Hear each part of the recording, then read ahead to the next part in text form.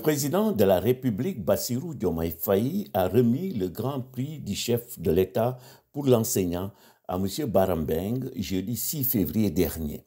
Dans son discours à l'occasion de cette troisième édition, le chef de l'État a indiqué que, je cite, « la valorisation de la fonction enseignante s'impose comme un impératif majeur et un levier stratégique au cœur de l'agenda national de transformation tel qu'il est inscrit dans la vision Sénégal 2050. » Bref, Bassirou Diomaye Faye a fait plusieurs annonces qui confirment sa volonté de s'appuyer sur l'éducation pour atteindre les objectifs de l'agenda national de transformation systémique du Sénégal, expression consacrée dorénavant. Les premiers pas du président de la République laissent supposer qu'il s'inscrit dans la voie balisée par Singapour, un pays pauvre devenu riche grâce à l'éducation.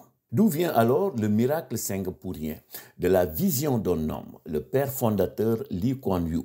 Premier ministre jusqu'en 1990, il décide de faire de l'éducation la pierre angulaire de sa stratégie de développement. Selon moi, la personne la plus importante est celle qui est en charge d'un petit garçon, disait-il en 1966. Si le propos était tenu aujourd'hui, les jeunes filles ne seraient certainement pas laissées en rade.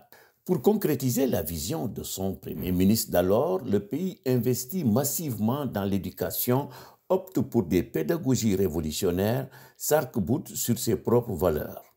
Un accent particulier est mis sur la formation professionnelle.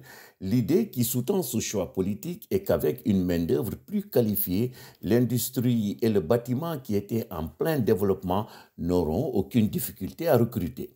À la fin des années 1979, il met en place une politique éducative dont l'objectif est de faire de l'île un leader technologique mondial. Pour ce faire, l'éducation scientifique devient la priorité.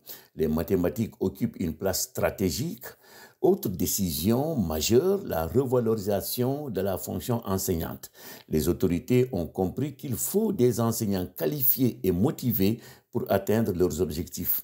Le pari est gagnant. Singapour a l'un des meilleurs systèmes éducatifs du monde.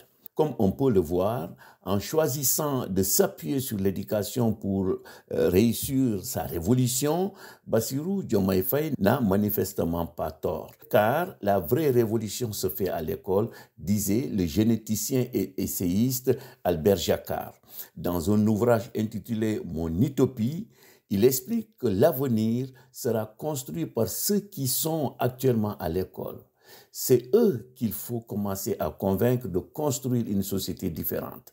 C'est à l'école qu'on donne des orientations, qu'on propose des choix et selon ce que vont décider les enfants d'aujourd'hui, le monde ressemblera ou pas à mon utopie. La révolution se fait à l'école. Fin de citation. L'essayiste d'ajouter « Le rôle essentiel d'une société est d'organiser les rencontres. Or, notre société les organise mal puisqu'elle met l'accent sur la compétition alors qu'il faudrait mettre l'accent sur la coopération, sur l'émulation.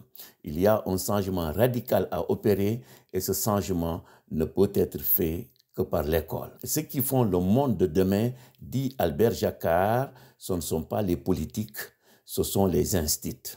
Cette citation montre toute l'importance de valoriser les enseignants sénégalais, acteurs incontournables pour la réussite de l'agenda national de transformation systémique du pays.